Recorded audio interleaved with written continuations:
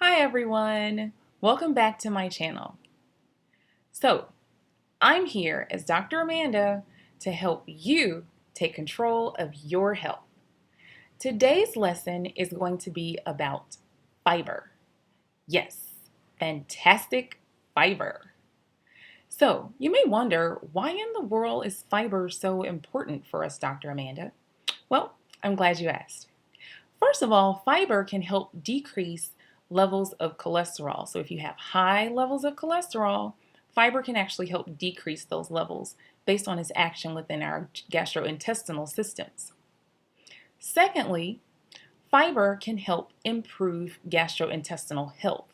So again, by it kind of sweeping through the digestive tract, it can actually help cleanse and clean out and make absorption of nutrients a bit easier because you have sufficient fiber in your diet. Lastly, fiber actually helps to satiate you longer. So you'll feel full from eating something that contains a high amount of fiber in comparison to something that doesn't really have that much fiber in it. This can be a wonderful strategy for those of you who are looking for weight loss ideas. So consuming foods with lots of fiber can help you consume fewer calories because you'll feel full longer. So keep that in mind. All right, so let's talk about the appearance or what they actually look like. So here are a couple of pictures for you.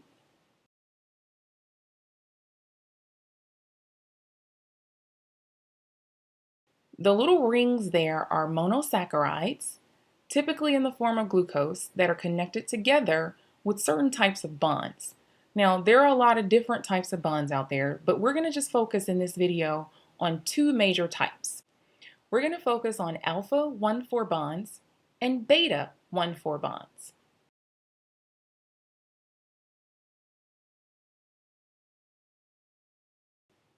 Within the human digestive system, we have enzymes that can actually break apart the alpha 1,4 bonds, but we lack enzymes able to break apart the beta 1,4 bonds.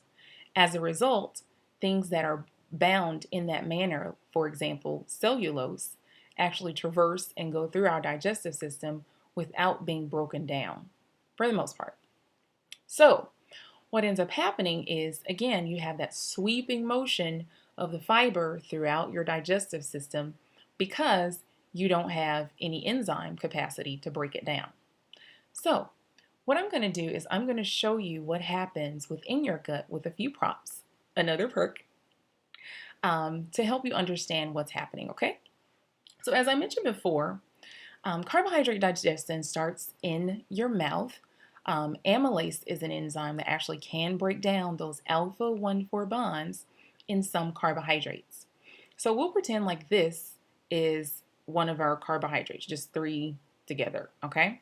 So what ends up happening is amylase comes along and it breaks the bonds between each of the monosaccharides or simple sugars, liberating them so they can be absorbed later on within our digestive system. All right, our second prop is this chain here, again representing, we have our monosaccharides as the black beans, and the white yarn represents the beta 1,4 linkages that humans are not able to digest and break down. All right, so what I'm going to do is I'm going to show or demonstrate with this tube, which will represent our cross section of our digestive system.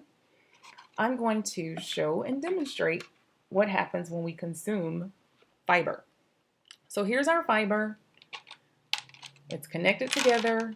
It gets down into that first and second part of our digestive system, the duodenum and jejunum, and it's not broken down excessively. It basically stays connected together and then traverses on through the ileum and then out through our stool. Now, in contrast to that, we have other bits of monosaccharides that were actually broken down because they contain the alpha 1,4 linkages. And what will end up happening here is these loose components will be able to go into the digestive tract and they will be absorbed within the brush border of our digestive system, and they'll be available for energy for our cells. So, there you have it. That's essentially what happens when we consume fiber in our diets. Now, one thing you need to consider is when you're looking at nutrition facts labels, like this one.